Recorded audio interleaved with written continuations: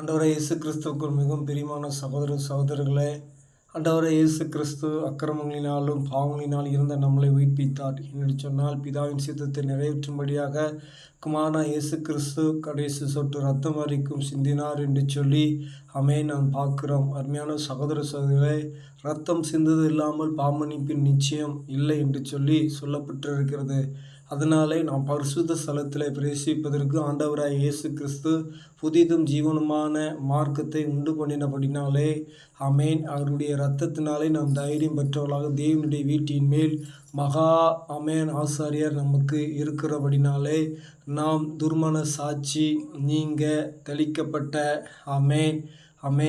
இருதயம் உள்ளவர்களாகவும் சுத்த ஜலத்தால் கழுவப்பட்டவர்களாகவும் உண்மையான விசுவாசத்தோடும் விசுவாசின் பூர்ண நிச்சயத்தோடும் நாம் ஆண்டவராய் இயேசு கிறிஸ்துவில் சேருவோம். அப்படி சேரும்போது அன்றைய நாமம் மகிமைப்படும், கர்த்தருடைய நாமம் உயர்த்தப்படும். ஆமென்.